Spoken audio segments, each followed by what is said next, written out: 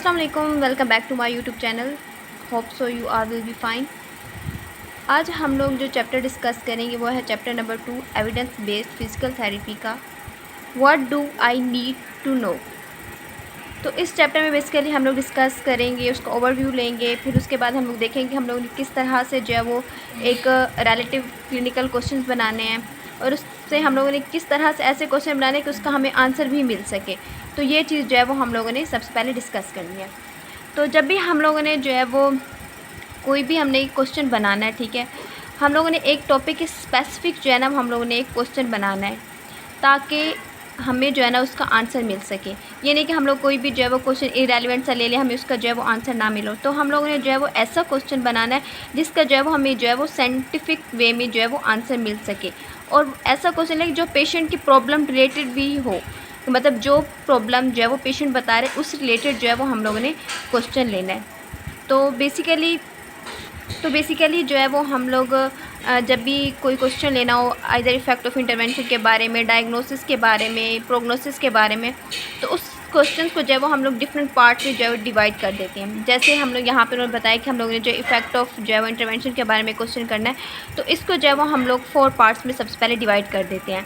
4 parts कौन से? इसको जो है वो एक हमारे पास जो है वो निमोनिक्स है, पी को, ठीक है, निमोनिक्स जो है वो हम लोग पी को यूज़ करते हैं इसको जो है वो हम लोग डिफ़ाइन करने के लिए, इफ़ेक्ट ऑफ इंटरवेंशन के क्वेश्चंस को डिफ़ाइन करने के लिए। तो इसमें सबसे पहले जो पी है, पेशेंट या उसकी जो प्रॉब्लम है उसको डिफ़ाइन करेगा। आई जो है वो इंटरवेंशन के बारे में बताएगा कि क्या इंटरवेंशन जो है वो हम लोगों ने देनी है, या जो हमने इंटरवेंशन दी है उसका हमारे पे क्या इफ़ेक्ट आया है। फिर उसके बाद जो है वो कंपैरेटिव इंटरवेंशन के बारे में बताएंगे कि मतलब ये इंटरवेंशन ज़्यादा बेस्ट है या दूसरी कोई और अगर इंटरवेंशन अप्लाई करते हैं वो ज़्यादा अच्छी है। और आउटकम्स को देखेंगे। आउटकम्स के मतलब जो हमने इंटरवेंशन दी है क्या उसके हमारे पास अच्छे आउटकम्स आए हैं, हमारे पास रिजल्ट्स आए हैं या नहीं आए। तो इस तरह से हम लोग जो है वो इंटरवेंशन के क्वेश्चंस को जो है वो हम लोगों ने 4 पार्ट्स में डिवाइड किया, और अब इन 4 क्वेश्चन का जो है वो हम लोगों ने आंसर लेना है। तो सबसे पहले हम लोगों ने पी से मैंने बात की कि जो है कोई पेशेंट या जो है वो हमारे पास, तो पी से मैंने बताया कि पेशेंट या प्रॉब्लम, पेशेंट के बारे में पता करेंगे उसकी क्या प्रॉब्लम है। मतलब एक कोई पेशेंट आया है, उसकी लो बैक पेन का इशू है, तो हम उससे पूछेंगे कि उसका जो है वो लो बैक पेन किस एरिया में, किस स्पेसिफिक एरिया में है। तो वो सारी चीज़ें जो है वो हम लोग इसकी प्रॉब्लम पूछेंगे कि किस मसले के साथ पेशेंट आया है। सेकेंड जो है वो आई हमारे पास क्या था, इंटरवेंशन। अब हम देखेंगे कि अगर उसको लो बैक पेन है तो हम लोगों ने कौन सी जो है वो इंटरवेंशन अप्लाई करनी है। जैसे लो बैक पेन हो गया, हम लोग जो है एक्सेस फिजिकल थेरेपी में एक्सरसाइजेज वगैरह अप्लाई कर देते हैं या कोई मोडालिटीज़ वगैरह यूज़ कर देते हैं। तो हम लोग बताएंगे कि ये हमने इंटरवेंशन जो है वो अप्लाई करनी है। अब सी हमारे पास थर्ड क्वेश्चन, सी कि मतलब कंपैरेटिव इंटरवेंशन। कंपैरेटिव इंटरवेंशन का मतलब है कि अब कोई पेशेंट हमारे पास आया है, उसको लो बैक पेन है, तो हम लोग जो उस पर एक्सरसाइजेज अप्लाई कर रहे हैं। अब दूसरी तरफ हम देखते हैं कि जो एक्सरसाइजेस का ज़्यादा इफेक्ट हमारे पास आता है या हमारे पास जो है वो मोडालिटीज़ कोई हम टेंस वगैरह यूज़ कर लेते हैं, अल्ट्रासाउंड यूज़ कर रहे हैं, उसका ज़्यादा इफेक्ट आता है। तो दोनों हम लोग इंटरवेंशंस को जो है वो कंपेयर करेंगे और देखेंगे कौन सी इंटरवेंशन जो है वो बेस्ट है। फिर फोर्थ हमारे पास आता है कि आउटकम के मतलब हमें रिज़ल्ट कैसे चाहिए या किस तरह के रिज़ल्ट हमारे पास आ रहे होते हैं। तो बेसिकली ये जो है ना एक हमारे पास बहुत ज़्यादा कहते हैं कि टाइम स्पेंडिंग होता है, क्योंकि हमें पेशेंट से ये पूछना होता है कि वो किस तरह के रिज़ल्ट चाह रहा है। वो चाह रहे कि मैं जल्दी से जो है वो अपनी जो है रिकवरी स्टेज में आऊँ, अपने डेली वर्क करूँ, या थोड़ा टाइम टेकिंग।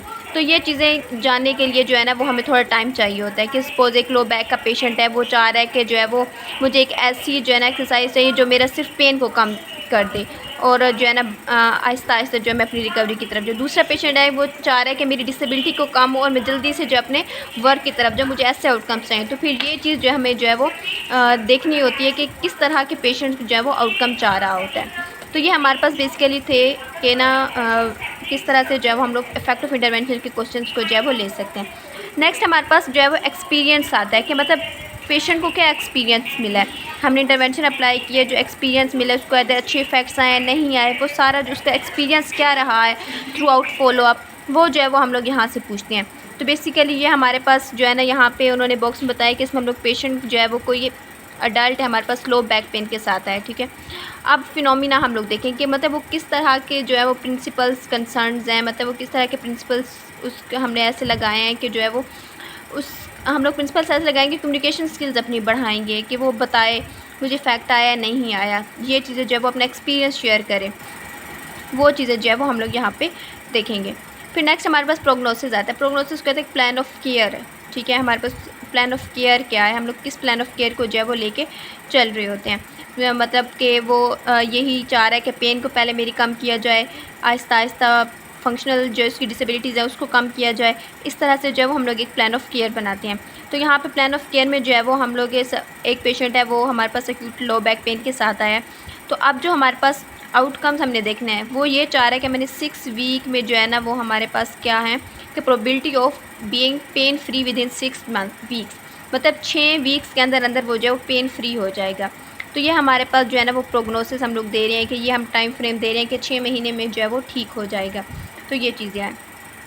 इसके बाद हमारे पास जो है वो डायग्नोसिस आता है। डायग्नोसिस में हम लोग ये देखते हैं कि हम लोग डायग्नोसिस टेस्ट वगैरह कर रहे होते हैं कि हम लोग जो है वो हम डायग्नोसिस टेस्ट बेसिकली इसी वजह से कर रहे होते हैं कोई हम लोग जो है वो मिस क्लासिफिकेशन ना कर दें, मिस डायग्नोज ना करें। ऑफन अगर हम मिस डायग्नोज कर देंगे तो हम प्रॉपर्ली जो है वो हम लोग इंटरवेंशन अप्लाई नहीं कर सकेंगे। जब इंटरवेंशन ही प्रॉपर नहीं होगी, डायग्नोज के रिलेटेड नहीं होगी, तो पेशेंट ठीक ही नहीं होगा, ठीक है। तो यहाँ पे उन्होंने बेसिकली यहाँ पे बताया हुआ है कि जो है ना जो पेशेंट है वो लो बैक पेन के साथ है, ठीक है।